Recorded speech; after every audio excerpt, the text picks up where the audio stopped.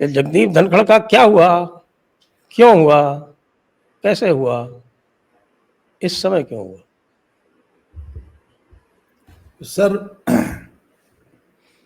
Godfather film का एक प्रसंग आता है उसमें कि जब वो उसकी डॉन की बेटी की शादी हो जाती है ना, तो वहाँ उसमें पूछता है कि ये जो नया दामाद है इसको कुछ फैमिली बिजनेस में कुछ दे दिया जाए, इसको इन्वॉल्व किया जाए। तो वो कहता है, no, never involve him in the family business, just give him a living but never involve in the family business. Sir, ये जो लोग पार्टी और संघ की आइडियोलॉजी और संस्कार में दीक्षित नहीं है, उनको शीर्ष पदों पर तक नहीं लाना चाहिए और उनको गिव देम ए लिविंग, संगठन में इस्तेमाल करिए और छोटी मोटी पोस्टों तक करिए, पर सर शीर्ष पदों तक नहीं लाना चाहिए। अब आई थिंक अब कम से कम भाजपा की शीर्ष नेतृत्व को इतनी अकल आ गई होगी, बार बार दूध से जलने के बावजूद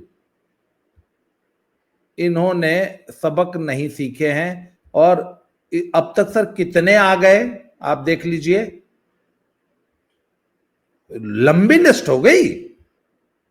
तो ऐसे लोगों को शीर्ष नेतृत्व, शीर्ष पोजीशन तक नहीं लाना चाहिए।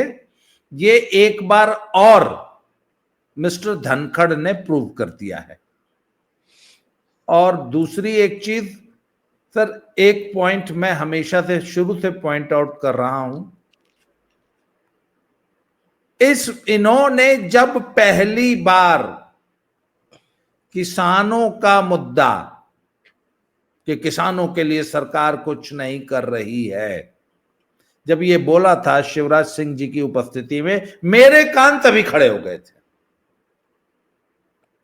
क्यों? क्योंकि जो भी व्यक्ति एमएसपी जैसे मुद्दों को लेकर किसानों की बात करता है, तो इसका मतलब वो अच्छी तरह जानता है कि ये एक फेक मुद्दा है, फेक नैरेटिव है, इससे किसानों का बिल्कुल भला नहीं होने जा रहा है। ये एमएसपी का मुद्दा देश की कृषि को खा जाएगा। इसके बावजूद अगर वो किसानों के हितों की आड़ में इस प्रकार की बात करता है और अपनी ही सरकार को आड़े हाथों ले रहा है या उसको कटघरे में खड़ा कर रहा है, तो इसका मतलब इस व्यक्ति के जो इरादे हैं वो नेक नहीं है। मेरे कान तो सर तब से खड़े थे, क्योंकि सर मैं, आपको मालूम है, अवनीश जी अच्छी तरह जानते हैं, आपसे शायद मेरा बहुत ज्यादा तब तक जुड़ाव नहीं हुआ था, जब किसान आंदोलन में पहली बार इन्होंने पंजाब से कूच किया था ना, मैंने 2 घंटे बाद ही इस आंदोलन का विरोध करना शुरू किया था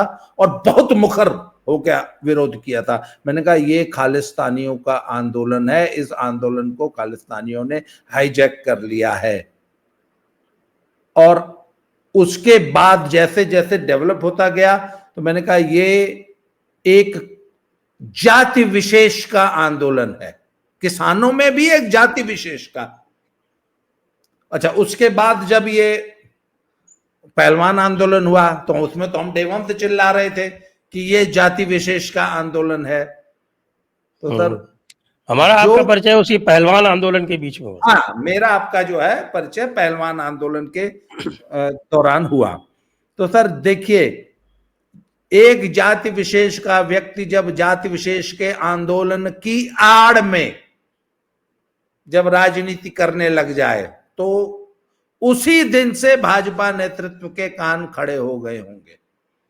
इनका जो सबसे बड़ा अक्षम्य अपराध मैं मानता हूं, वो है शिवराज सिंह जी की उपस्थिति में वो जो इन्होंने भाषण दिया था, वही सबसे बड़ी गलती थी। और अभी तो सर अभी परतें खुल रही हैं, थोड़ा सा खुल जाने दीजिए, आप देखेंगे कि ये आदमी सत्यपाल मलिक से आगे जाएगा। जी, सतपाल मलिक नहीं बनेगा, सतपाल मलिक से बहुत ज्यादा आगे जाएगा। जी। वैसे आपने कहा ना कि शीर्ष पद नहीं देना चाहिए, लिविंग देनी चाहिए, तो वैसे मेरे हिसाब से वाइस प्रेसिडेंट और प्रेसिडेंट तो लिविंग ही है, शीर्ष पद तो है नहीं। क्यों अवनीश जी? सर कॉन्स्टिट्यूशनल क्राइसिस तो खड़ा कर दे सकते हैं ना, ऐसे पद पे बैठा दिया जो कि सरकार की किरकिरी करा देंगे और कॉन्स्टिट्यूशनल क्राइसिस पैदा कर देंगे, धर्म संकट में डाल देंगे सरकार को। ये है जी अवनीश जी। जी, लेकिन बाबा जी वो धर्म कौन सा जो बार बार संकट में आ जाए? खतरे में तो एक ही आता है और ये उसी तक रहने दिया जाए। सर, आपने बिल्कुल सही कहा। कांग्रेस ने राष्ट्रपति और उपराष्ट्रपति और राज्यपाल इन जैसे पदों को कहने को लिखा जाता है रबर स्टैंप, लेकिन रबर स्टैंप से बहुत नीचे का बना के रखा हुआ था। स्वर्गीय ज्ञानी जैल सिंह, इंदिरा गांधी मेरी लीडर हैं, अगर वो कहेंगी तो मैं झाड़ू लगाऊंगा, राष्ट्रपति थे सर। तो आप कांग्रेसी चश्मे से अगर राष्ट्रपति, आपको बात बता देता हूँ राजस्थान से। राजस्थान में एक एमएलए थे, जब मैं बाड़मेर में कलेक्टर था, तो वो बाड़मेर के ही है, वो तो मैं जानता हूँ, अमीन खान अच्छी तरह से जानता हूँ, वहां से कई बार एमएलए रहे हुए। तो उन्होंने एक स्टेटमेंट दे दिया था प्रतिभा पाटिल जी के बारे में, उसके बाद उनको पार्टी से निकाल दिया गया था। और वो स्टेटमेंट सही था, गलत नहीं था बिल्कुल। खाने के बारे में ही बताया होगा वो कि खाना अच्छा बनाती थी, किचन के बारे में। तो एक तरफ झाड़ू लगाना, दूसरी तरफ किसी राष्ट्रपति का खाना अच्छा बनाना, ये कांग्रेस के पैमाने थे। तो निश्चित तौर पर कम से कम भारतीय जनता पार्टी, चाहे वो अटल बिहारी वाजपेयी जी के समय में हो, जिसने कि एक राष्ट्रपति के रूप में कलाम साहब को दिया। कलाम साहब कहीं आरएसएस से नहीं आते थे, कलाम साहब कभी भी भारतीय जनता पार्टी के मूल काडर से नहीं थे, बिल्कुल नहीं थे साहब, शाखा एक बार भी नहीं गए होंगे, वीणा जरूर बजाते थे, लेकिन राष्ट्र प्रथम की भावना से जीते थे। और ये फिलॉसफी अटल जी के समय है, ऐसा नहीं है कि नरेंद्र मोदी ने अचानक उठा के किसी कांग्रेसी बैकग्राउंड या चार पार्टियों से घूम के आए हुए व्यक्ति को उपराष्ट्रपति तक पहुंचा दिया। तो ये संस्कार भारतीय जनता पार्टी का है सर। वो चाहे अटल बिहारी वाजपेयी जी के समय में आप देख लीजिए, कलाम साहब को ले आना, और चाहे नरेंद्र मोदी जी के समय में लाइए, यहीं पर Bharatiya Janata party, party with difference, इसलिए एक बार फिर सिद्ध होती है कि वो व्यक्ति के हिसाब से नहीं चलती। वरना अटल बिहारी वाजपेयी अगर कलाम को बना सकते थे तो उनको नहीं बनाना चाहिए था, अगर वो आइडियोलॉजिकल थे। लेकिन नरेंद्र मोदी के समय भी वो आदत बराबर बनी हुई है। और सर एक चीज और, इस देश में या तो सोशल मीडिया का प्रभाव कह लीजिए, या हम लोग बहुत ज्यादा जागरूक हो गए हैं, या हम लोग या मतलब हम लोगों का मतलब हम तीनों लोगों के बारे में मैं आपस में नहीं कह रहा, मैं पूरे एक समाज के बारे में कह रहा हूं कि प्रधानमंत्री हो, चाहे मुख्यमंत्री हो, चाहे देश का राष्ट्रपति हो, या कोई संस्था हो, कोई फिलॉसफी हो, हम उसका मूल्यांकन समय समय के हिसाब से करते हैं। जैसे तापमान होता है ना, सुबह के 8 बजे का तापमान, 12 बजे का तापमान, 4 बजे का तापमान, रात के सोते समय का तापमान। सर कुछ चीजें इस लिहाज से नहीं चलती। और एक चीज और, एक ऐसा व्यक्ति नरेंद्र मोदी जो आडवाणी जी के उपस्थिति में 2014 में पहली बार चुन के आने के बाद पार्टी को अपनी मां कहता हो और उसके बाद भावुक होकर रो देता हो, तो कम से कम ये संस्कार जरूर बताते हैं कि party with difference Bharatiya Janata party कही क्यों जाती है, चाहे वो वाजपेयी जी के समय में, चाहे वो आडवाणी जी के अपने चरम काल में, या नरेंद्र मोदी, अमित शाह, जेपी नड्डा के समय। कुछ तो एक ऐसी चीज है जो व्यक्ति आधारित नहीं होती है इस पार्टी में, ये निश्चित तौर पर। सबके काम करने का अपना तरीका है। वाजपेयी जी अपने तरीके से काम करते थे, नरेंद्र मोदी अपने तरीके से काम करते हैं। अगर कलाम साहब का हमारे पास अनुभव है पुराना वाजपेयी जी के समय का, तो इसी समय मैं आपको दे देता हूं।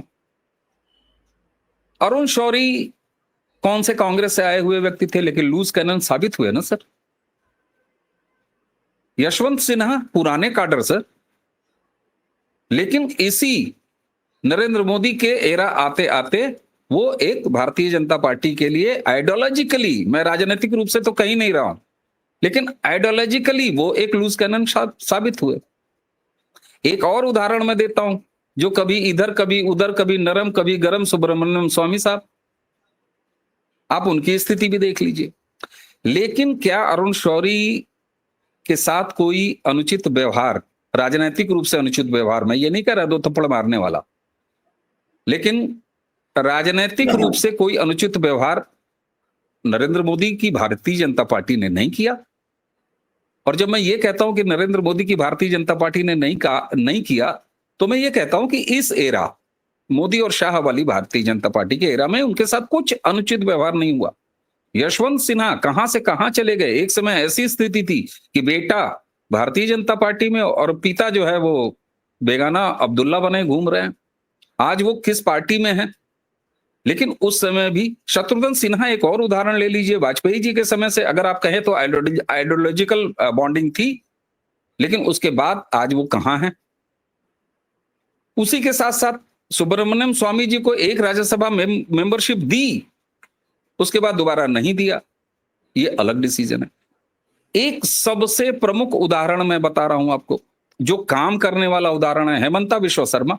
हेमंता विश्व शर्मा को कांग्रेस से लेके आए और असम में जब लेट 70s में बहिरागत आंदोलन चला, उसी आंदोलन से निकले हुए दो चेहरे, एक प्रफुल्ल कुमार मोहंती जो सबसे कम उम्र में मुख्यमंत्री बन गए क्योंकि वो भारतीय जनता पार्टी और संघ की विचारधारा के साथ आए, और दूसरा वामपंथियों के विचारधारा में गया तो आज भी बर्मा के जंगलों में गोलियों की प्रतीक्षा कर रहा है।